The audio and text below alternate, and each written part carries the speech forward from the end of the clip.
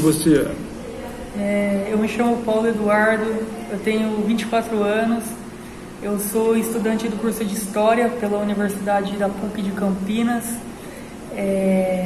moro próximo à região do centro da cidade e ali foi onde eu cresci, tive minha infância, as minhas histórias, tive amigos.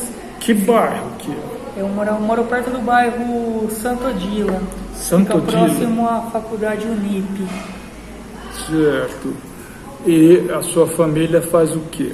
Meu pai é mecânico e minha mãe ela é aposentada, mas a minha mãe sempre também gostou muito do lado político, direito também ela gostava muito também de realizar, mesmo não formada, ações sociais perante algumas comunidades.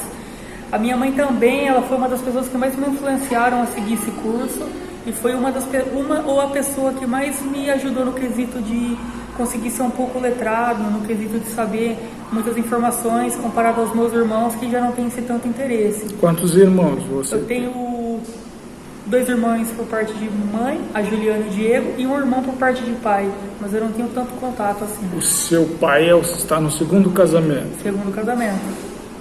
A sua mãe é só ele mesmo, só esse casamento? Não, ela teve com o Gilson anteriormente, mas ele já veio a falecer em 2001. Ela tem filhos do outro casamento? Correto, o Diego e a Juliana. Certo. Então, como foi sua vida em relação à história? Eu sempre gostei muito de observar os momentos que eu vivia na minha infância. Eu olhava meus amigos empinando pipa comigo, jogando bola, brincando de esconde-esconde, mas eu sempre imaginei que aquele momento ia ser memória um dia, que ele não seria assim para sempre. E a história se enquadra nisso. Já começa pela sua memória. História, igual como diz o medievalista Jacques Le Goff, a história é a memória. Ok, então você já começou pensando a sua própria história de vida, mas você tinha consciência disso, que você tinha uma história de vida? Eu sempre tive esse lado um pouco mais filosófico e observador em relação a eu retratar os momentos atuais, que hoje, um exemplo, esse momento que eu estou tendo com o professor, um dia vai ser o passado, mas vai ser uma história. Ok, isso é uma história. Então, Paulo, o que você dirá como mensagem para o futuro, para você mesmo? Eu acho que isso depende da minha audácia, da minha determinação e aonde eu quero chegar.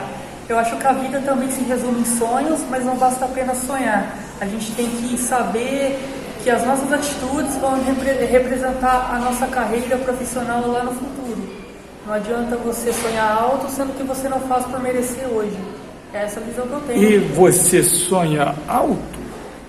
Sim, eu tenho um certo interesse em ser professor universitário um dia, de realizar meus mestrados, doutorados, talvez em especialidades sobre Brasil e colônia e os reflexos sociais da nossa história conturbada no passado, que reflete até os dias atuais no Brasil. Porque foi para um país que se expandiu de fora para dentro e não de dentro para fora da história. Foi muito sugado pelos europeus. Qual relação que você vê disso com a história que a gente está estudando aqui? 7º ano, que você está na turma, daqui a pouco eles vão entrar. Eu vejo diversas, como pode falar, tipo uma antropologia social de pessoas que têm culturas diferentes, histórias diferentes, interesses diferentes, e ali, independente do aqui e do agora, um dia esses reflexos vão fazer eles serem algo bom ou infelizmente ruim no futuro. Mas eu acho que isso vem da educação que eles recebem de casa. Mas nós, como futuro professor, e o professor Alberto como um docente já, pode influenciar essas pessoas a terem um rumo e uma perspectiva diferente do que eles imaginam hoje. Podem ter algo negativo e se tornar positivo. Você pode ser luz na vida deles. Você acredita que um professor de história pode realmente ensinar história para crianças e adolescentes? Sim, tem diversas metodologias, jeitos. Cabe você saber entrar no mundo deles e saber a maneira de despertar o interesse deles. Eu acho. Você já viu como que os alunos são, né? Agora, claro, a gente está num momento especial da história, que é o pós-governo Bolsonaro. Então, a gente tem que entender os alunos nesse contexto, também pós-pandemia. Mas deu para ter uma ideia de como eles são. E também a classe social, né? Porque aqui a maioria de nossos alunos vem de favelas, núcleos que são chamados de favelas. Também eles são negros. Hoje foi o dia da marcha da Andare Zumbi. Você viu alguma coisa? Zumbi do Palmares foi um dos representantes do Quilombo dos Palmares, que foi um dos ou o maior que o Brasil teve na época até anteriormente a abolição da escravidão. E aquela invasão foi realizada por um bandeirante, que o quadro dele, ficcional, né, se encontra no Museu do Ipiranga, que foi o Domingos Jorge Velho. Só um acréscimo em relação a isso: os bandeirantes não tem nenhuma pintura retratada deles na época, e isso foi inventado só no século XIX. Porém, eu vejo, como você citou, pós-pandemia e pós-governo Bolsonaro, eu vejo um Brasil dividido, crianças com pensamentos muito autoritários, fundamentalistas, extremistas, e que não sabem o que é a política, tanto da direita quanto da esquerda, mas acham que são donos da razão. E esse pensamento radical vindo de casa, eu acho que essa política que a gente viveu, a última eleição, que foi muito bem acirrada, dividiu o Brasil, e eu vejo um país com muito ódio, pouca cultura, pouco conhecimento, onde a ignorância prevalece acima de tudo. E se uma pessoa acha que a opinião dela é isso, é um luxo para ela e algo positivo. Só que claro que não. Nós historiadores estudamos a verdade. E até então somos mal vistos em muitas coisas, até mesmo no quesito militar, até mesmo no quesito religioso, porque eles consideram a gente como cético. Mas não, eu sempre fui uma pessoa muito verdadeira, então por isso que eu também escolhi fazer história, porque a verdade é o que mais me interessa em relação a um diálogo ou uma argumentação, e ainda mais um estudo. Qual está sendo o impacto do curso de História da PUC na sua vida? Hoje em dia eu tenho uma visão mais deslumbrada, mais aberta em relação a muitas outras coisas. Hoje eu acho que tudo é história. Desde quando eu fui para São Paulo e vi um morador de rua em situação decadente, eu ia a um local que não tem esses aspectos, mas são histórias diferentes, antropologias sociais, a história social do indivíduo. Eu acho que a história não é apenas narrativas do passado, ela continua agora, como a invasão à Palestina, realizada por Israel, como o período conturbado que a gente teve pandêmico, como a última eleição que tivemos. Então a história sempre existirá. Deixa eu fazer só uma pergunta bem específica. O presente é história? Correto, o presente é história. Talvez hoje muitas pessoas não dão a devida importância por o que está acontecendo em Israel, muito menos na Rússia com a Ucrânia, se eu não estiver errado. Mas um dia esses assuntos serão muito estudados, e pode ser, como diz um filósofo, ele fala assim: às vezes basta apenas uma faísca para acender algum espírito vulcânico. Esse espírito vulcânico pode ser alguma coisa muito pior, um exemplo até uma terceira guerra mundial aí, que muitas pessoas não dão essa devida importância para isso, mas as relações do mundo continuam ainda muito conturbadas, muito triste de se ver isso. Vou fazer uma outra pergunta bem clara para você. Qual a importância do PIBID na sua vida? PIBID é realidade, né? O ensino acadêmico é lindo de se ver, mas também é um pouco utópico, pelo motivo de que ali estão pessoas adultas que respeitam o professor, escutam o professor e leem o que o professor passa. Aqui já não, são crianças que estão determinadas a ter o conhecimento, e tem também crianças que não estão nem aí porque o professor está falando. Então a realidade é aqui, é agora. E aqui você vê como que é você ter uma dicção com uma sala barulhenta e não apenas fazer uma apresentação em silêncio na universidade. Você percebeu qual a diferença em dar aula para os seus colegas para dar aula para uma escola real com adolescentes concretos? Correto, sem dúvidas. Eu acho que todo estudante de história, futuro professor, tinha que passar por isso, para entender que também não é um mar de rosas, igual muitos imaginam. Porque as pessoas acham que vão sair da universidade e já vão entrar em um colégio particular, ou então numa universidade. E as coisas não são assim. Eu vejo o meio acadêmico como uma carreira que leva muito tempo para você ter o devido reconhecimento, que ela não acontece em um piscar de olhos. O que você acha que vale a pena? Para quem gosta, todo esforço vale a pena quando você ama o que você faz, né? Eu acho que seria muito triste para mim se formar em outro curso, um exemplo, uma medicina, e ficar empurrando com a barriga a vida inteira só apenas pelo quesito financeiro. Eu acho que o que mais importa aqui é eu estar realmente seguindo o caminho que eu gosto, que é a história. Pode falar. O currículo é organizado através de arqueologia, eu vejo como pré-história, história, e ele não segue uma ordem cronológica do seu início. É temático? No seu início, tipo uma ordem estrutural do tempo, desde o seu início até a Idade Moderna. Ele não segue? Não segue, ele é separado. Tem períodos que você fala estuda arqueologia, a origem da história, você retrata um período contemporâneo, retrata uma história do Brasil, ou então um método de pesquisa acadêmica. Só que eles visam não apenas o lado do professor da aula para ensino fundamental ou médio, eles também mesclam um pouco do lado da arqueologia, da pesquisa e também de outros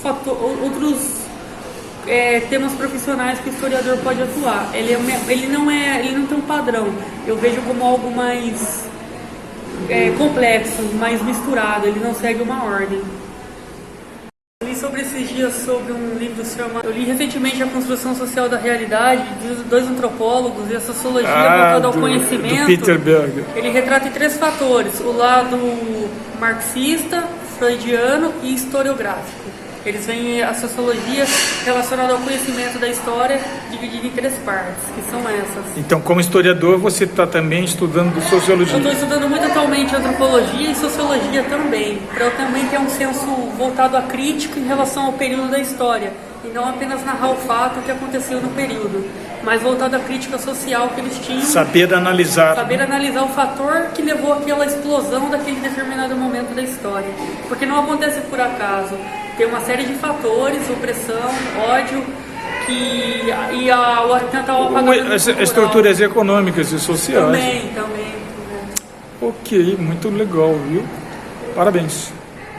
Senão para mim é uma grande honra ter recebido durante esse ano inteiro esses alunos do PIBID, porque eu estou no fim de carreira, mas eu mostrei para eles que vale a pena ser professor, que é uma mentira essa que dizem que professor ganha mal, e na verdade a gente tem que lutar para que acabe com essa ideia. Claro, nossas classes dominantes não querem um ensino público de qualidade para as massas, mas é possível. Aqui na Rede Municipal de Campinas nós já conseguimos fazer, e portanto eu quis contaminar os alunos do PIBID de que vale a pena ser professor. Dá para ter uma vida de padrão classe média, e um professor de história tem uma carreira definida, que ele pode ter sua própria casa, pode viajar, ele pode ter uma vida confortável, que foi o meu caso, mas também pode ser o deles.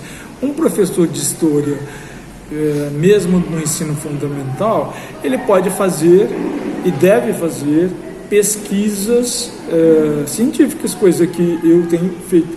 Então, para mim, a própria interação que eu tive com esses estudantes do PIBID da PUC foi uma grande honra, porque eu recebi também a bolsa, que eu investi toda em pesquisa bibliográfica, comprando livros, e saber que estou orientando jovens a partir do local de trabalho.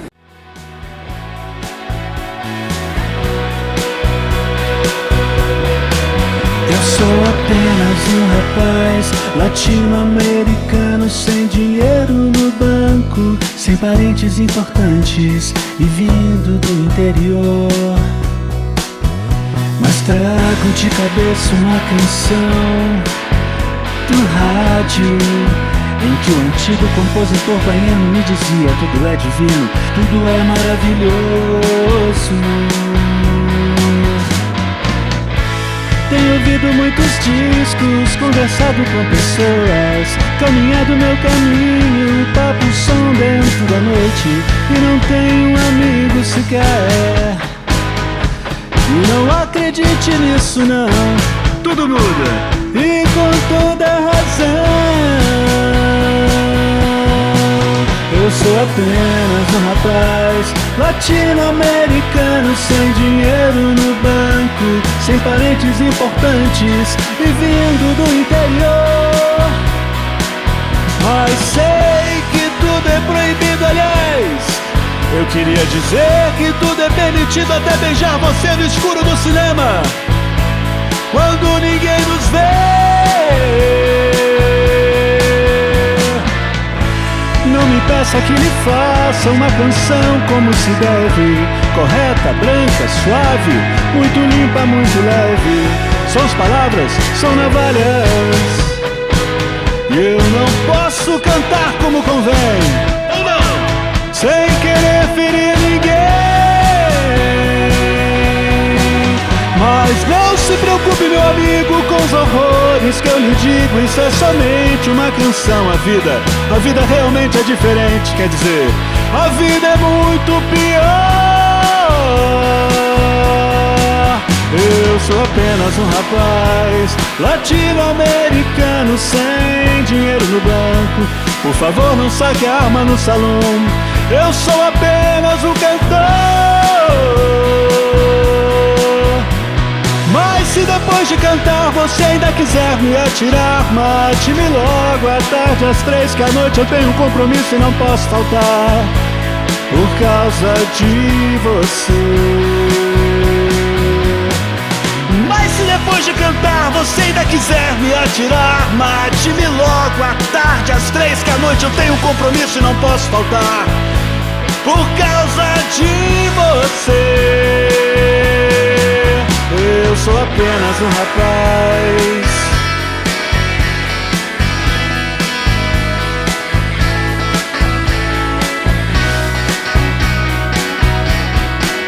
mas